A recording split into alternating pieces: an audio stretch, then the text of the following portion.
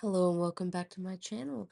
Today I am so pleased to be showing you my Mr. Darcy painting in Procreate.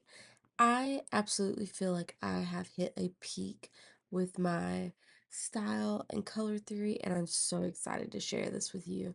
We're going to jump right into it with how I started this painting, which was I knew I wanted a really intense color scheme, and I wanted something exciting and dramatic. And so I initially started out with the tones of the face, the yellow, blue, and red, and then decided, that looks crazy.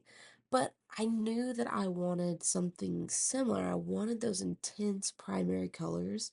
And so what happened is as I was kind of experimenting and looking, I ended up falling into this monochrome sort of yellow and orange color scheme, and I immediately knew that I wanted to go that direction. And so I had a yellow and a red that I found that I really enjoyed, which here I have kind of almost got to the idea. I'm thinking of like red, yellow, blue, and just trying to think like how can I mix these, because Procreate's mixing is not the best. Clip Studio definitely has a better mixing engine built in, but Procreate for some reason is just not simpler, because Clip Studio Paint does have a simple mode, but something about it just feels more comfortable. And I think I'm less scared of losing artwork in Procreate because everything just kind of like auto saves.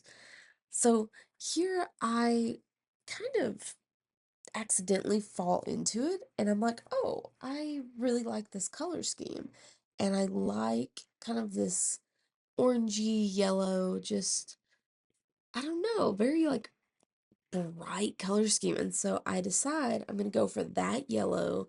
And here I watched an entire video on color theory. I was feeling very capable, and so I created a brush based on one that I already had. Um, it's the Conte smudge brush, and I kind of just edited it where it would smudge the colors a little bit better without actually making them go gray. And I started with a peachy light tone, I guess a base, and then threw on a orange. I'm calling it a mid-tone. I'm not sure if that's actually what a mid-tone would be called, but that's what I'm going to refer to it as. So this orange mid-tone went down next, and I kind of just laid down my shadows and my lights. I was working off the reference photo on the bottom left for the lighting, because the original photo that I used to actually draw the portrait had terrible lighting, and it just was not working out. So I found another photo that I felt was more dramatically lit so that I could work from that. After I laid down the base and the midtone, I decided that it needed a in-between color to kind of show the form of the face. And so to get that 3D form, I then desaturated that really bright orange, and it really pulled it together. It kind of gave me that even more of a middle tone in between that peach and the bright orange. Now, at the time, this orange to me was so bright, but I actually go in a little bit and I even put a brighter, almost like completely saturated red in. So here you can see I'm starting to put in like a really bright red, which color theory was so interesting to me because I've always struggled with it, but I watched a video and it really helped me understand, what it means to add white and black to colors, how things can appear darker even if technically they are not darker in value, and it really helped me learn. And so I was able to create this portrait with so much more depth than I ever have been able to before, and able to play with value or light and shadow purely through saturation. And that was so interesting to me because I've never had that sort of command on color.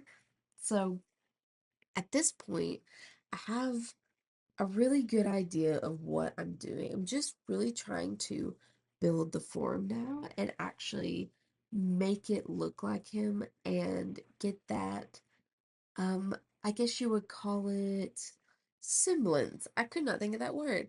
I really wanted to get his semblance. Like I wanted people to look and be like, "Oh, that's Matthew Macfadyen. Faden? That's Mr. Darcy." Like I wanted them to be able to see him and recognize him, and that's something I really strive for in my work. I just want things to be recognizable because to me, no matter how simple or how complex the illustration is, if you can recognize the person, I feel like it's successful. Well, if it's a celebrity portrait, obviously. If it's just like your original character, you still want it to be recognizable, but I guess this there wouldn't be any semblance to anything. But anyway, I'm going on a tangent. So I ended up doing this more saturated red to try to add some spice and honestly just like give it more depth. And I do think I lost my sense of lighting on the nose, and that's something that eventually I'll want to go back and fix, but for now, I do like it. You saw there I had to fix his eyes. There was a point where I was really struggling with his face, and I even like overlaid a photo on it at one point just to figure out where on earth am I messing up at, because when you can see that something is incorrect, but you can't figure it out, it is the worst feeling in the world. And so for me, it was basically that I had one eye just a little bit out of alignment and it was just throwing everything off.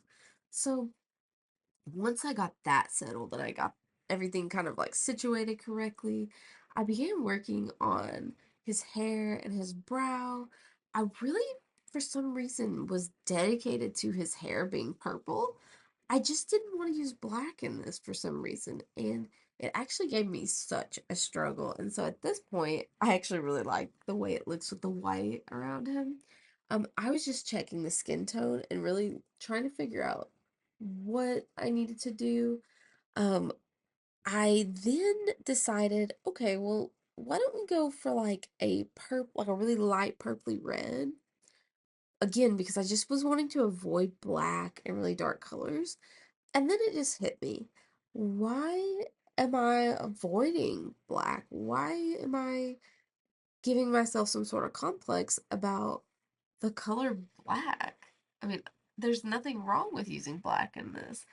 And I had somehow decided because the skin tone was so interesting and so complex that I needed the hair to be too, which is silly because it was actually taking away from the face. So I went back, I watched the color theory video again. I once again went and, created my palette and mixed my colors and tried again. And at this point, I'm back in the game.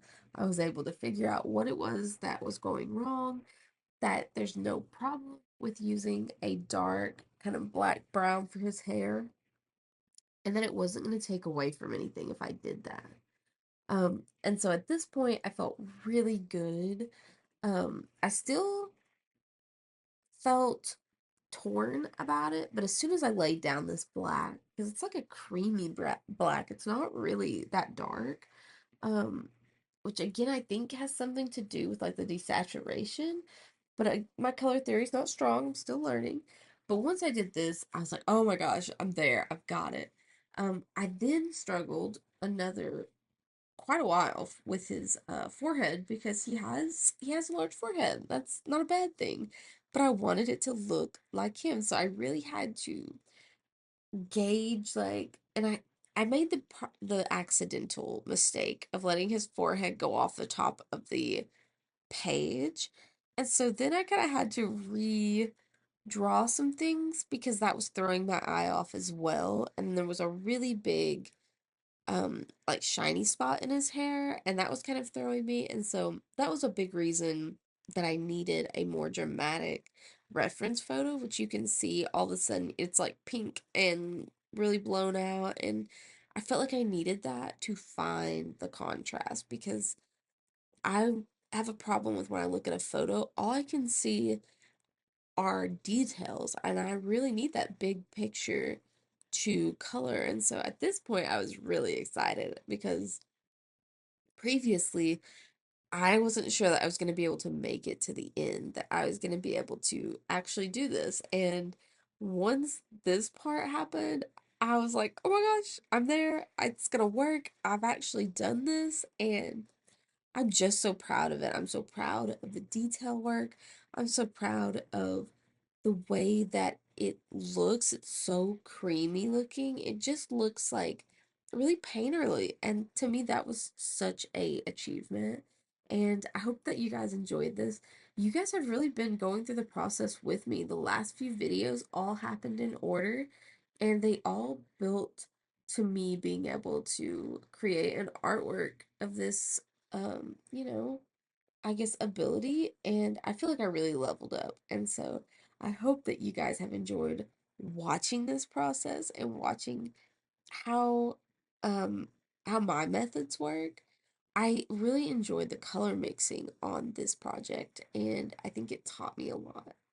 I went back and I cleaned up the photo and got everything just sort of tightened up, but I wanted to include some detail shots just so you guys could see up close the colors. I'm just so proud of it. So if you guys like this, make sure to hit subscribe or like or leave a comment, and I will see you guys in the next video.